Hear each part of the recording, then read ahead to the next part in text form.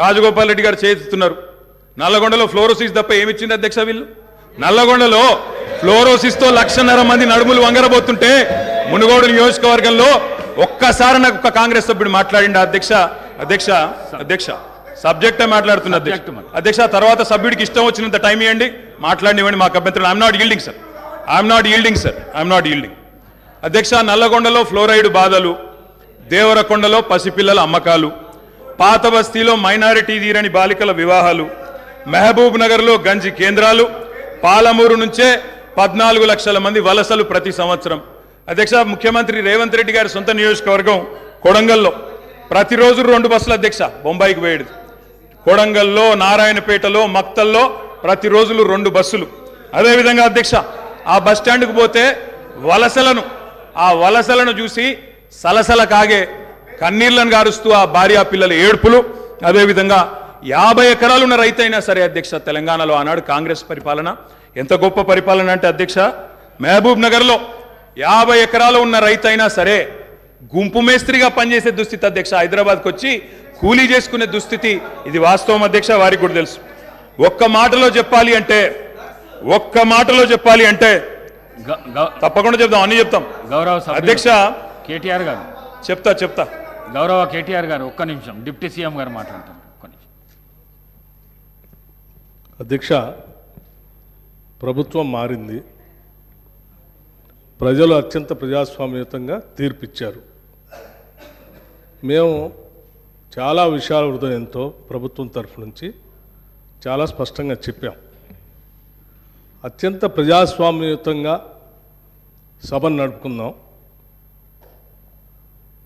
ఉన్నటువంటి విషయాలపైన లోతుగా చర్చిద్దాం, నిర్మాణాత్మకమైనటువంటి సూచనలు మీరు ఏమిచ్చినా మేము తీసుకోవడానికి సిద్ధంగా ఉన్నామని చెప్తా ఉన్నాం.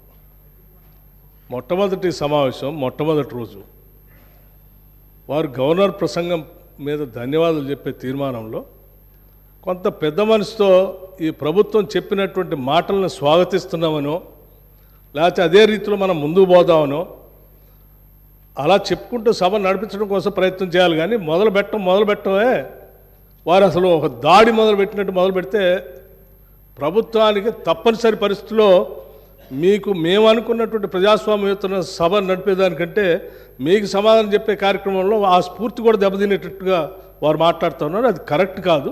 దయచేసి మీరు ఏం చేశారనుకుంటున్నారో చెప్పండి, మేము ఏం చేయాలనుకుంటున్నారో చెప్పండి.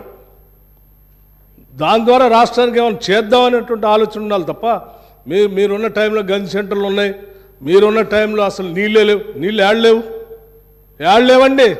ఆర్డబ్ల్యూఎస్ పథకం ద్వారా మొత్తం రాష్ట్రంలో దాదాపు 70 నుంచి 80% నీళ్ళు ఇచ్చారు. మా ఆదిలాబాద్ నుంచి నేను ఖమ్మం వరకు చెప్తాను, నేను ప్రతి ఊరితో సహా లెక్కలతో సహా చెప్తాను. చివరి గోండుగూడల్లో కూడా మీరు చెప్పినటువంటి ఆర్డబ్ల్యూఎస్ దాదాపు 43,000 కోట్ల రూపాయలతో ఖర్చు పెట్టారు. ఏడాది ఒక్క గ్రామంలో నీళ్ళు వస్తున్నాయండి. ఇప్పటికి కూడా ఐటీడీ నీళ్ళే తాగుతూ ఉన్నాం, వేసినటువంటి బోర్లు బావిలో నుంచి నీళ్ళు తాగుతున్నామని చెప్తా ఉన్నారు. మళ్ళీ అదేదో పెద్ద గొప్పగా చేసినట్టు చెప్తున్నారు. మీరు వచ్చిన తర్వాతనే నల్గొండలో నీళ్ళు వచ్చినాయి, అంతకుముందు నల్గొండలో నీళ్ళు రాలేదా? ఫ్లోరోసిస్ ఎరాడికేషన్ కాలేదా? మీరు వచ్చిన తర్వాత జరిగిందా? మీకంటే ముందే జరిగింది.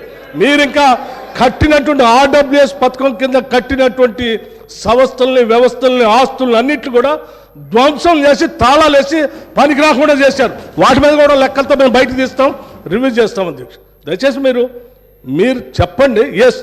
మీరు 10 ఏళ్ళు పాలన చేశారు, ప్రజలు తీర్పిచ్చారు.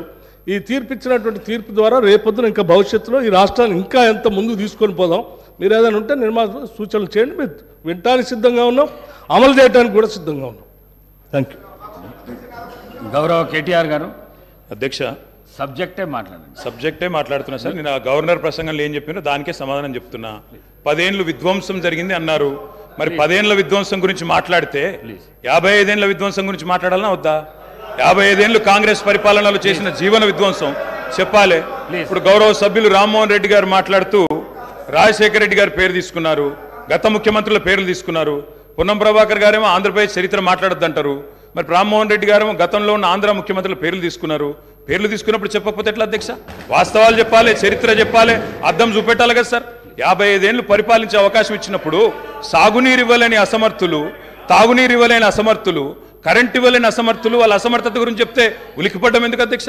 అధ్యక్ష ఇంకొక మాట కూడా నేను విజ్ఞప్తి చేస్తా ఉన్నాను. ఇది మొదటి రోజు అధ్యక్ష. మొదటి రోజే ఇంత ఉలికి పడితే ఎట్లా అధ్యక్ష? మొదటి రోజు ఇంత భయపడితే ఎట్లా? ఒక్కొక్క మంత్రి గారు లేసి అప్పుడే ఉలిక్కిపడి మాట్లాడుతున్నారు. అంత భయం ఎందుకు సార్? అధ్యక్ష నిర్మాణాత్మక సూచనలు చేయాలన్నారు భట్టి గారు, వి వెల్కమ్ ఇట్.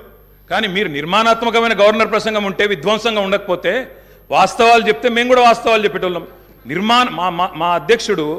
మా అధ్యక్షుడు స్పష్టంగా చెప్పారు, కొత్త ప్రభుత్వం వచ్చింది, తొందరపడకండి, ఒక 3 నెలలు సమయం ఇద్దాం, అట్రఫ్లాప్ అవుతారు ఎట్లాగూ, కానీ 3 నెలలు సమయం ఇద్దాం. ఎందుకంటే అధ్యక్ష చాలా చెప్తా, అవి కూడా చెప్తా. పాపం వాళ్ళ సభ్యుడే వాళ్ళని ఇరికిస్తాడు.